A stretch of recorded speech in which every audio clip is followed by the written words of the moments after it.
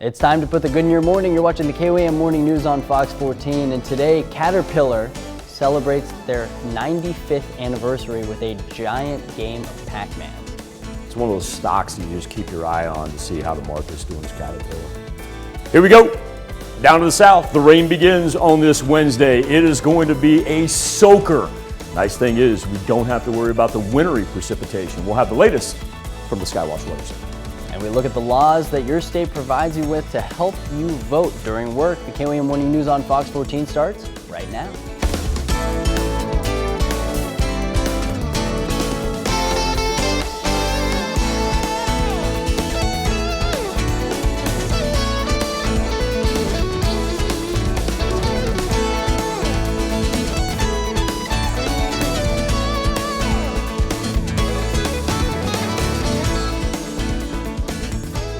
Thanks for joining us on the KOAM Morning News on Fox 14. I'm Jesse Irwin. The Joplin School Board purchases 80 Chromebooks for College Heights Christian School following a meeting last night. The money for the Chromebooks will come from the CARES Act.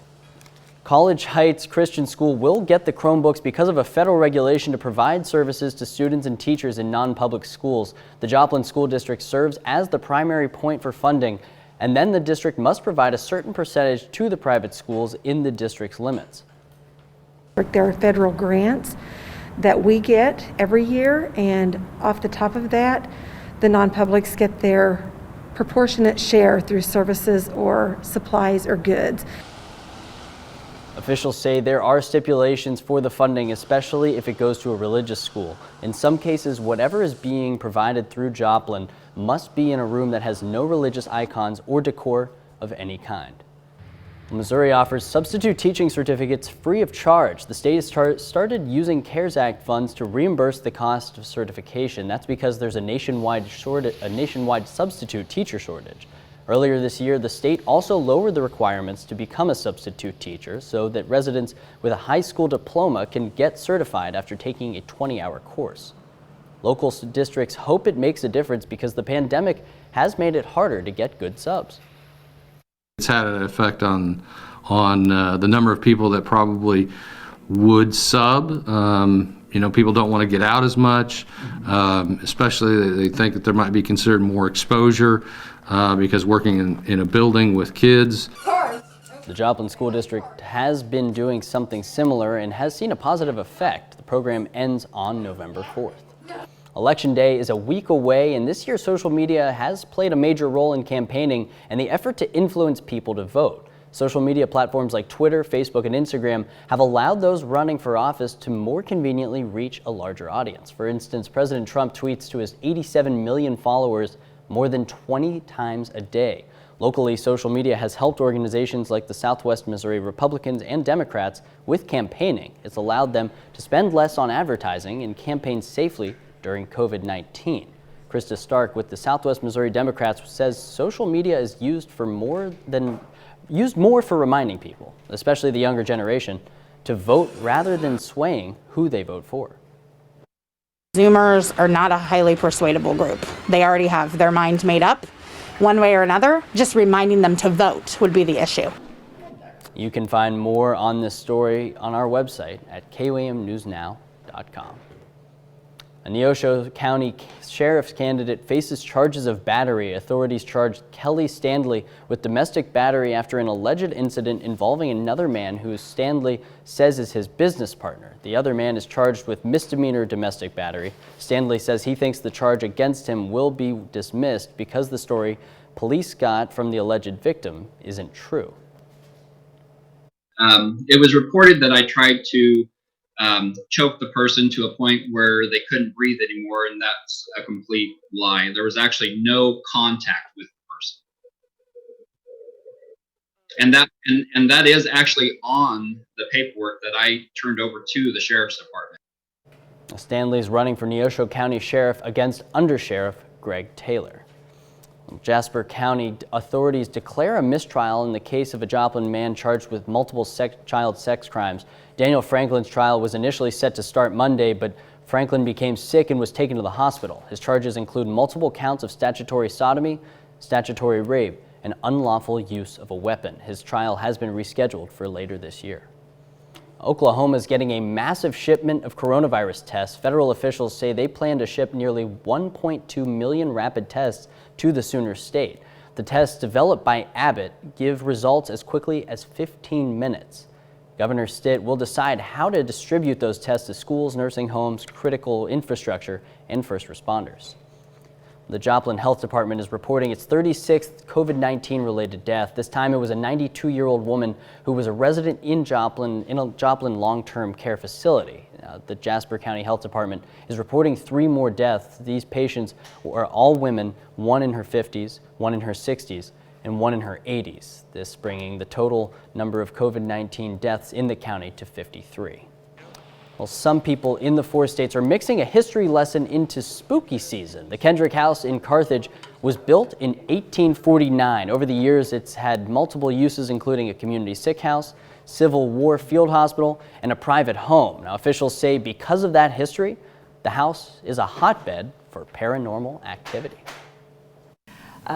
We have captured shadow men on camera. We've captured floating balls of light on camera. There are a number of things that people experience. Really interesting. The house now stands as a living museum with tours available, if you dare. A real-life version of Pac-Man is carved into an Illinois field. It was created using Caterpillar construction equipment near the company's Peoria headquarters. The 200-foot by 200-foot maze was built to celebrate the company's 95th anniversary. Various Caterpillar machines and technology were used to create different textures to give the maze a 3D look. It's so cool. Banners were then added to finish the board, and then it was game time. Employees used remotes to control the company's equipment to go head-to-head. Can you imagine the opportunity? Oh my gosh. No, come on, how much fun would it be to jump in a Caterpillar front loader and like race around that track? Oh, with your coworkers? I mean, that's the way to do it, man. What was your arcade game growing up? That's got trouble written all over it if you turn Irwin and I loose with heavy machinery, folks. Did you play NFL Blitz? Yeah, of course, yeah. That was one of my favorite arcade games. Yeah. And I feel like you're probably a little too young for Pac-Man, right? No, nobody's too young for Pac-Man. Okay. My dad is the one who showed me Pong. Yeah. And I feel like Pong sort of took like the family, like that Pong was big. That and I guess it'd be what's the Galactica or Battlestar Galactica. Yes, with at the bottom where it just moved back and forth and you had the Space Invaders. Space Invaders. Space Invaders. That was a good one. All right, Jesse, the rain is finally upon us. Took a while to get here, but once it starts and it's going to move from south to north, it's going to be an elongated affair. So we'll start in northeast Oklahoma. Eventually, we'll see it move through McDonald County and southwest Missouri. And like I said, once it does start, I just wanted to throw up this storm tracks here and give you an idea of that south to north movement, but it lasts all the way down into central Texas. And so with everything moving from south to north, that's why it's going to take all afternoon before we're said and done. Now, positive aspect of a wet Wednesday is going to be the freezing rain. It's going to stay way out to the west of us. We're not going to see anything flip over. That being said, the turquoise does indicate flood watches, especially down to the south is where we'll see the most accumulation. And you'll notice that expiration time all the way into tomorrow evening. So an elongated affair. Once again, just a reminder, this is going to be your winter weather advisory. That's going to be your ice storm warning. So it gives you an idea, you know, we're a pure county off to our west as far as being in the fear of anything flipping over for that wintry mix that we had on Monday and Tuesday. Freeman Health System Sky Camera, we sit at 38 degrees temperatures. And we still do have some lingering right along the freezing mark, but we're headed in the right direction. And then down south where the rain begins, already sitting at 37 there in Miami and in Neosho. For the bus stop forecast, once again, overcast skies, not going to get a whole lot of sunshine for the kiddos. But even if it's not raining in your neck of the woods when they take off for school, make sure they have it because it's going to be raining by the time school's over and they head home. Highs up into the 40s, rain continues all the way into Thursday morning. Then we clear out Thursday afternoon, set up for what's really going to be a nice Halloween. Jesse? Up next, the scientists that discover the first floating coral reef in over 125 years. And there's also a new streaming service. Can you believe it? You're watching the KOAM Morning News on Fox 14. We'll be back with that story and more after this. Coronavirus immunity may only last a few months. Research by Imperial College London estimates only 4.4% of adults had some form of immunity against COVID-19 in September when cases began to increase again. That's compared to 6% found with antibodies in June and July and 4.8% between the end of July and August. Now, more than 365,000 adults took part in 3 rounds of testing between late June and September, and overall the study found antibody levels dropped more than 25% in that 3-month period. Well, health officials are weighing a recommended age update for colorectal cancer. The U.S. Preventative Services Task Force considering a draft recommendation to lower the recommended screening age for colon and rectal cancers to 45. The task force posted the draft recommendation online Tuesday. It will take public comment on the draft before making the recommendation final in the coming months. If it is finalized, colorectal screening could be covered by most private insurance plans without a copay for people 45 to 75 years old. Tomorrow is World Stroke Day, a day to raise awareness for a leading cause of death and disability around the world. About 800,000 people have strokes in the U.S. every single year, but many can be prevented. Elise Preston has one mother's story of how suffering a stroke changed her life. People don't realize that it can happen to you. That's why 42-year-old Kelly Fuchek tells her story. I woke up one morning and I noticed some issues with balance. She also had vision problems and neck pain. She was having a stroke at just 32 years old. I waited 2 days before I sought any medical attention, which is just ridiculous. And even every time I talk about it, I get kind of, emotional just because I could not be here now. While stroke is more common in older people, rates are increasing in younger adults. Dr. Mitchell Elkin, president of the American Heart Association, says we don't fully understand why. It may reflect changes in behavior, like different diet and lack of exercise, a sedentary lifestyle, increases in obesity and diabetes that can lead to vascular disease and stroke. So we need to figure out why it's happening and prevent it. Managing those risk factors is key. Controlling high blood pressure is one of the most important things to reduce risk. And know the warning signs. Think fast, face drooping, arm weakness, speech difficulty, and time to call 911. We do have treatments for people who are having strokes, but they need to be given as quickly as possible. And the longer people wait, the more brain damage they will suffer after a stroke. After her stroke, Kelly stopped smoking, lost more than 50 pounds, and started eating right and exercising. It was very difficult to recover from in the emotional aspect as well as the physical, but I was very blessed with being able to do some rehab and really I have no deficits. She's also teaching her children to live a healthy life. Elise Preston, CBS News.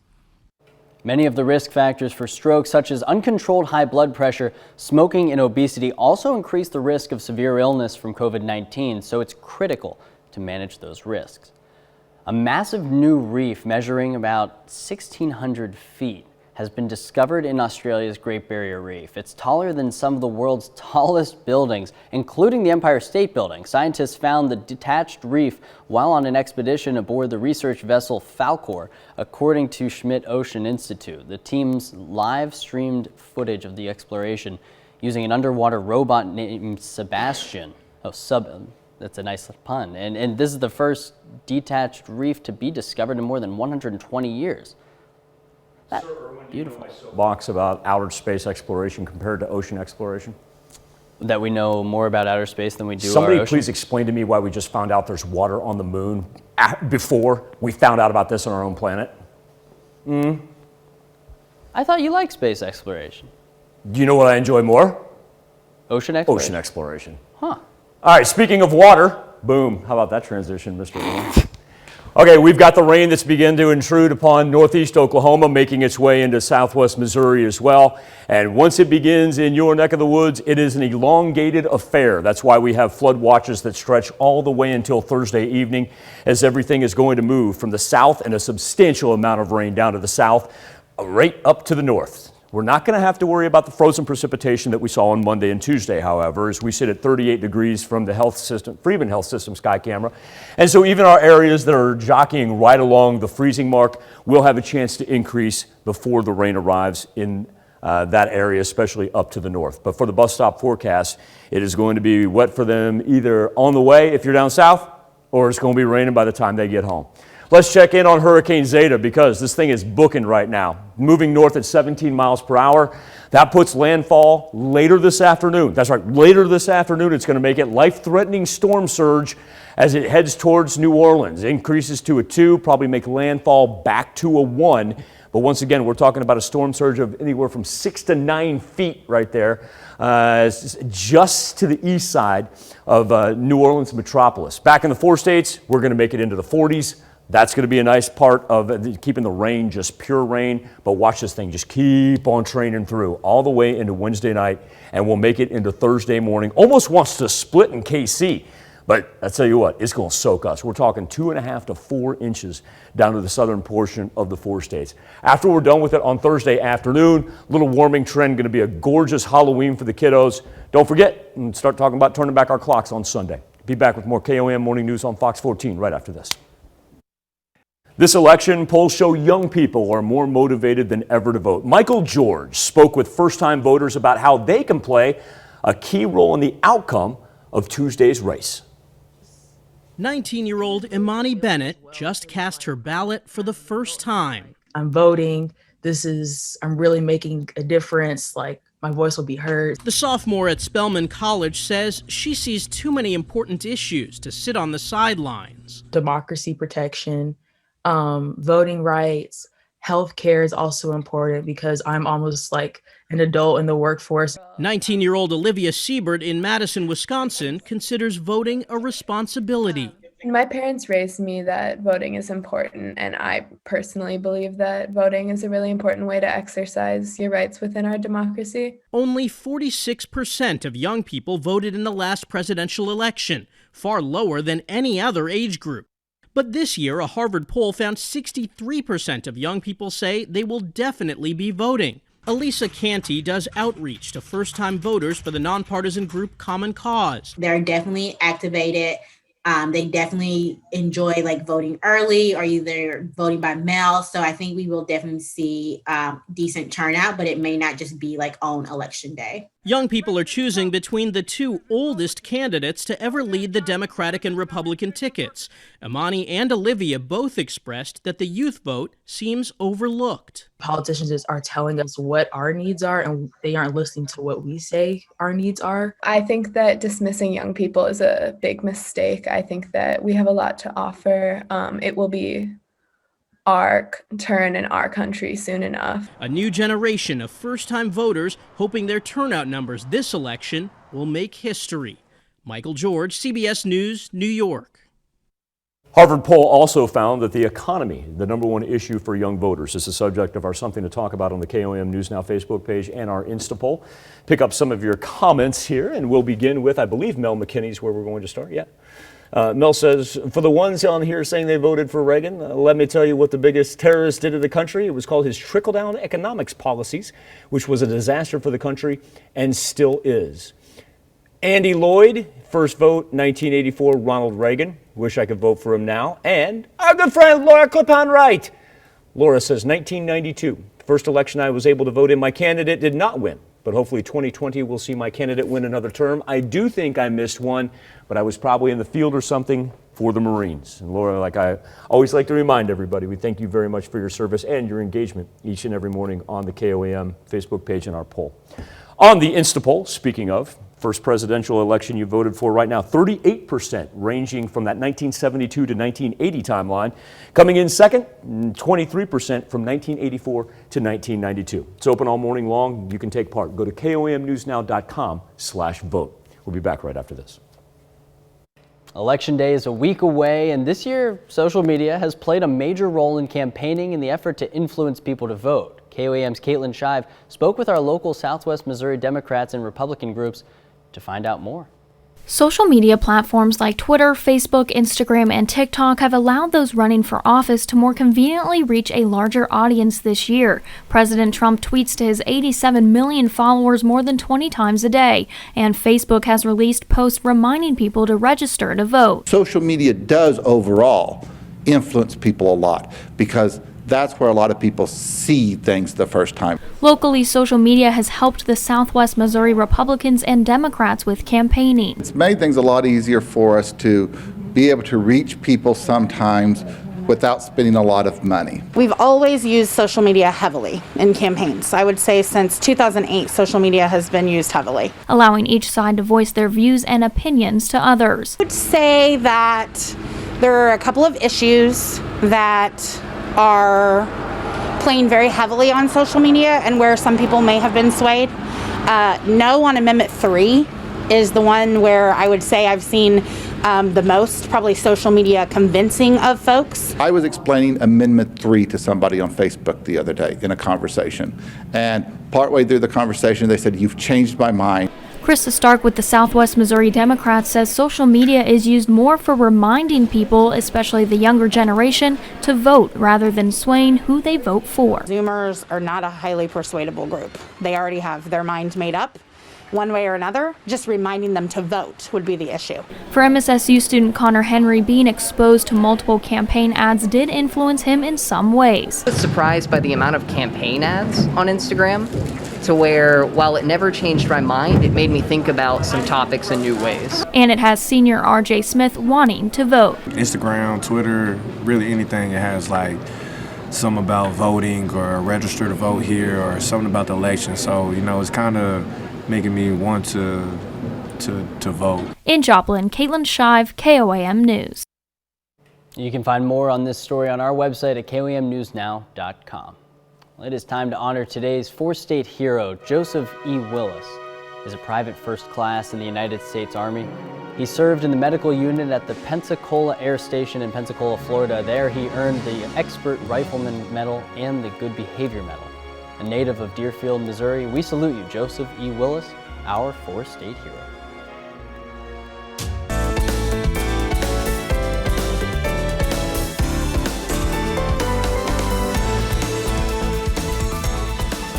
Welcome back to the KOAM Morning News on Fox 14. The time is currently 7:31. Let's take a look at today's top stories. The Joplin School Board purchases 80 Chromebooks for College Heights Christian School. Following a meeting last night, the money for the Chromebooks will come from the CARES Act. College Heights Christian School will get the Chromebooks because of a federal regulation to provide services to students and teachers in non-public schools. The Joplin School District serves as the primary point for funding, and then the district must provide a certain percentage to the private schools in the district's limits. Missouri offers substitute teaching certificates free of charge. The state has started using CARES Act funds to reimburse the cost of certification. That's because there's a nationwide substitute teacher shortage. Earlier this year, the state also lowered the requirements to become a substitute teacher so that residents with a high school diploma can get certified after taking a 20-hour course. The local districts hope it makes a difference because the pandemic has made it harder to get good subs. A Neosho County Sheriff candidate faces charges of battery. Authorities charged Kelly Stanley with domestic battery after an alleged incident involving another man who Stanley says is his business partner. The other man is charged with misdemeanor domestic battery. Stanley says he thinks the charge against him will be dismissed because the story police got from the alleged victim isn't true. Jasper County authorities declare a mistrial in the case of a Joplin man charged with multiple child sex crimes. Daniel Franklin's trial was initially set to start Monday, but Franklin became sick and was taken to the hospital. His charges include multiple counts of statutory sodomy, statutory rape, and unlawful use of a weapon. His trial has been rescheduled for later this year. Well, Hurricane Zeta is headed right for Louisiana as some people there are still displaced and recovering from Hurricane Laura. It's been 2 months since Laura, but some locals are still staying in hotels or somewhere other than their home, if they even have a home. But many people are still trying to get back on their feet with no time or resources to prepare for the next storm, and Zeta is expected to hit the U.S. later today, adding another layer of concern for people who say they haven't even had a chance to fully start over. Yeah, Jesse, Zeta's booking it now. You can take a trip down to the Gulf, check out exactly how fast it's moving, 17 miles per hour. Like I said, that's got legs for a hurricane now. As it's expected to intensify to a Category 2, and it looks like it's making a beeline right now for New Orleans. As far as what we're seeing in the 4 states, the rain is on for us, and this is going to be an all-day affair, making its way into northeast Oklahoma and the very southern portion of southwest Missouri right there. Everything moving from the south, and we've got flood watches that exist all the way until Thursday. This rain extends into central Texas, and with everything taking the movement that you see there on the storm track arrows, you can tell it's just going to keep on coming at us. Now, the positive aspect is all the frozen precipitation, it's going to stay out to our far west. So we don't have to worry about anything flipping over in what we saw on Monday and Tuesday. Freeman Health System sky camera in Joplin, 38 degrees. Now, we still do have some communities that are right at the freezing mark. Iola, Fort Scott, Nevada, only 1 degree above. But where the rain's already started, 37 in Miami, 37 in Neosho, and eventually these communities that are at the freezing point will have a chance to get up into the high 30s, and that's why our rain will remain as rain all day long. Been preaching this all morning. If the kids maybe don't need the umbrella on the way to school, if you live in the central and northern portions, I tell you what, they're going to need it on the way home. That is for sure, because watch what happens on Future Track as it just continues to roll through all the way through the afternoon and evening hours. Almost wants to stop right there in Kansas City, but it's not going to keep us from getting anywhere from 2.5 to 4 inches in the southern portion of the 4 states. And even up here in the northern part, we're still looking easily over an inch by the time it's said and done. We're going to catch up on that precipitation accumulation we've been talking about, and we're going to do it real fast. Rain's going to last all the way into Thursday morning, break in the afternoon, and then we'll actually warm up as we head into what's going to be a delightful Halloween for the kiddos. Don't forget, turn that clock back there on Sunday, and don't forget to vote on Tuesday. As a matter of fact, let's talk a little voting when the KOAM Morning News on Fox 14 rolls on right after this. All right, this election, polls showing younger people more motivated to vote than ever. And our question on the KOAM News Now Facebook page is, first year you voted? Tim Wentz goes back to 1976, where he says Jimmy Carter. But Tim says, every time I feel like I'm voting for who I dislike the least, and unfortunately this time no different, our government has become the modern day version of the Hatfields and the McCoys. Mary Gilpin first voted in 1972 when she turned 18 and voted for George McGovern. We talked about the 26th Amendment here earlier. Ken Anders, 1980 and 84 in the Army, and calls President Ronald Reagan the greatest of his lifetime. KOAM Now Instapoll. Right now we've got 40% of you. We've seen this gap grow. 72 through 1980 is the first time that you voted, followed by that 84 to 92 time period coming in at 21%. You go to KOAMnewsnow.com/vote. Now, former Vice President Joe Biden and President Donald Trump, they both have ambitious plans to get their messages out as we are 6 days away from Election Day, with both heavily focused on battleground states. While Biden works to expand his support, President Trump appears to be focusing on his base, including that must-win state of Pennsylvania. Here's Ed O'Keefe. Thank you very much. President Trump made 3 stops in Pennsylvania on Monday, a state he needs to win again in order to win the White House. Down 7 points to Joe Biden, the president made yet another explicit appeal to the state's suburban female voters. They'll confiscate your guns, terminate religious liberty, and destroy the suburbs. Women of the suburbs, you must love me, I can tell you. And the president slammed his opponent. This election is a choice between a Trump super recovery or a Biden super depression. But Biden struck back in a surprise visit to suburban Philadelphia. The bottom line is Donald Trump is the worst possible president, the worst possible person to try to lead us through this pandemic. As the president made multiple stops in Pennsylvania and is traveling far more frequently, Biden faced questions about his lighter travel schedule. I'm going to be going to Iowa, I'm going to Wisconsin, I'm going to Georgia, I'm going to Florida, and maybe other places as well. The reason why it looks like we're not traveling, we're not putting on super spreaders.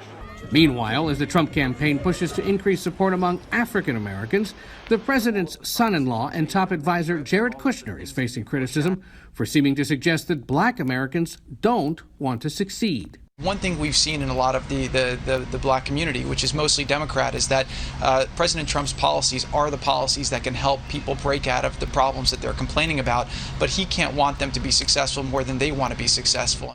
The White House said the comments were being taken out of context.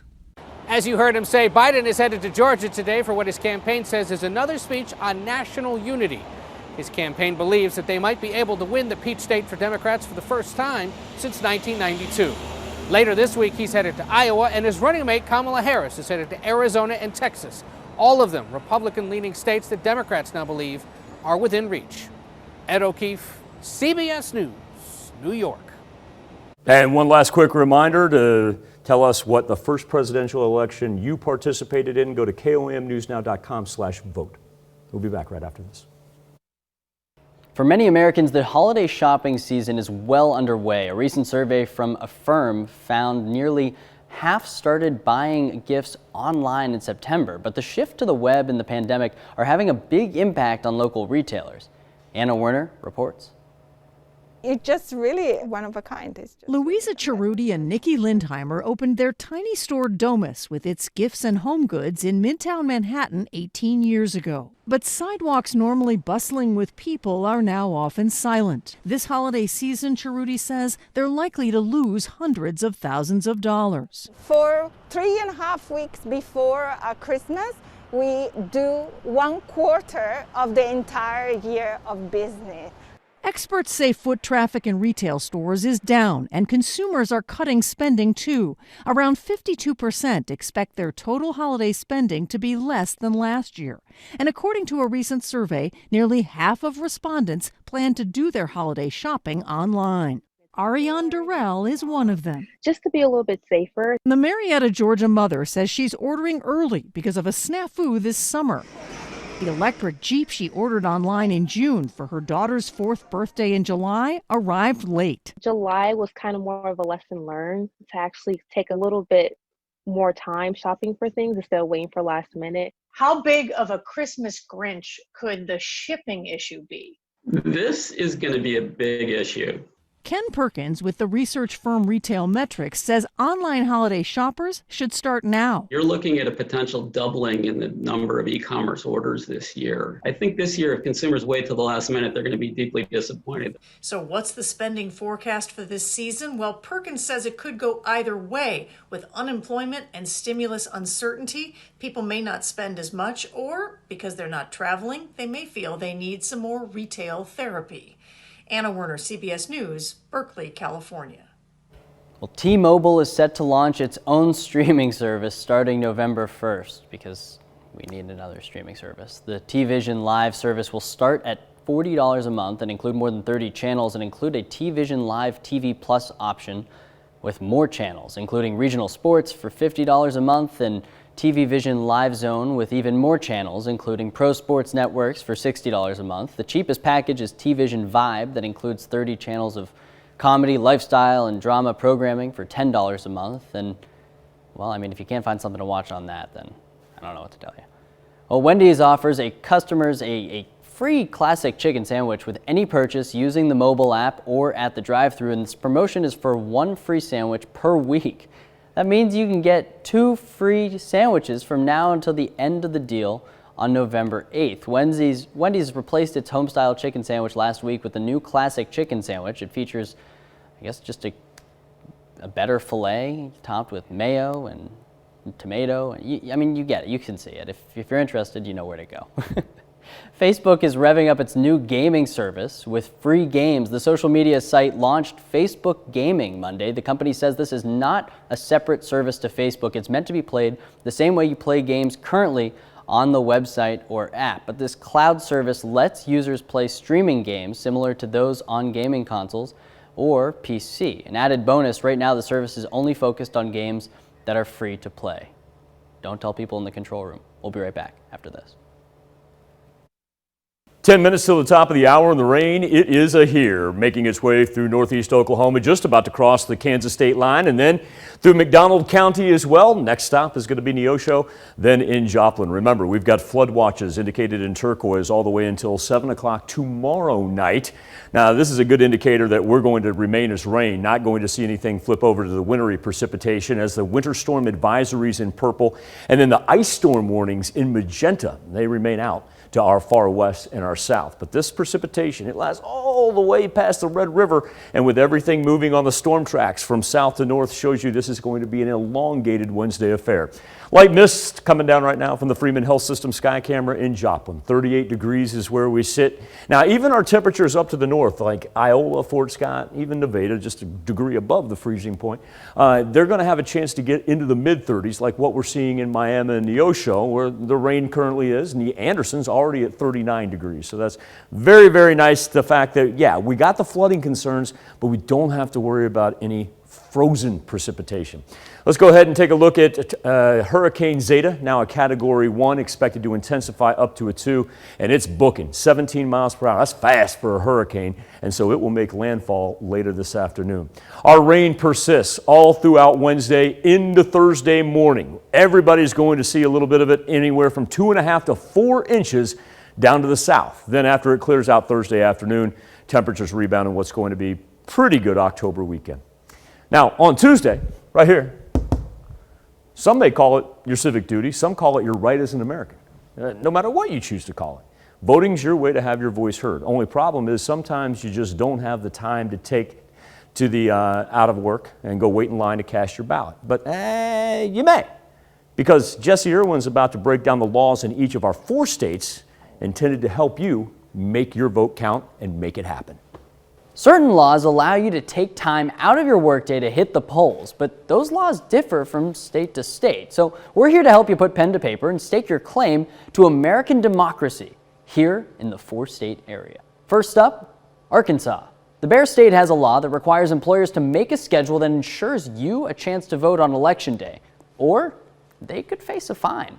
There's no allotted time they have to give you to vote, as long as they give you the time to get to the polls. Now, unfortunately, the state doesn't specify if you're leave of absence or not, so that's ultimately up to your employer, so be nice. Kansas is a little bit trickier. The Sunflower State allows you to leave work for up to 2 hours to vote, but only if there's absolutely no way that you can make it during your work hours.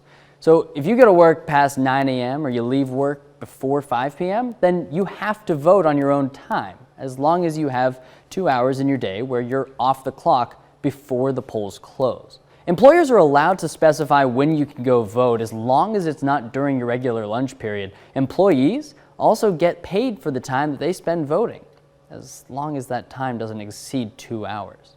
In Missouri, you have up to 3 hours of paid time to vote as long as your employer is given prior notice. Like Kansas, you're only given the opportunity to vote while at work as long as you don't have 3 free hours in your day when you're off the clock to vote. Also, like Kansas, your employer can specify what time you can go vote. Finally, Oklahoma requires employers to give you 2 hours of paid leave time to vote. Like Missouri, you can only vote while at work if you don't start or end your workday 3 hours before the polls close. Employers can also designate the hours that you're allowed to vote. Well, now that you're armed with the knowledge, get out to the polls on November 3rd and make your voice heard. Make sure your voice is heard. Listed on our morning show page, go to KOAMnewsnow.com. Election Day, not a national holiday that we can take off for work, so it takes some coordination if you're an American working on November 3rd and you plan to vote in person. We'll be back, wrap up this edition of the KOAM Morning News on Fox 14 for you right after this.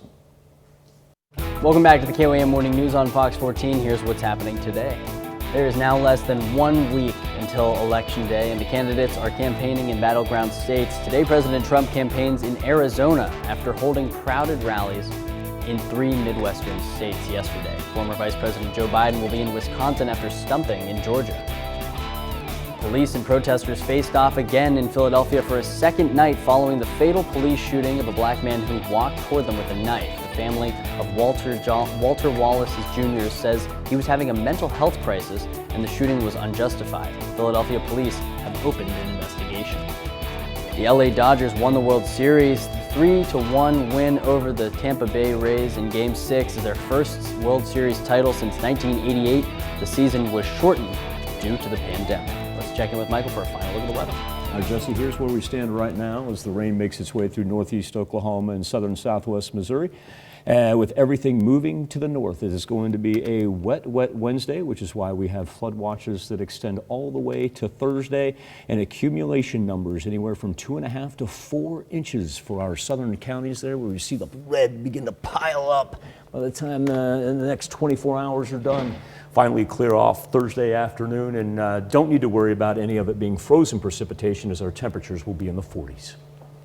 Well, staff at Worcestershire Royal Hospital in England donned their tutus on October 23rd to entertain a ballet-loving young patient. 5-year-old Isabel Fletcher began treatment for leukemia in 2017 and returned to the hospital this year, requiring further treatment and chemotherapy. Dr. Balin Kamalajaran and the hospital's senior play specialist, Emma Manders, showed off their moves in the hospital, much to the amusement of Isabel. That is beautiful.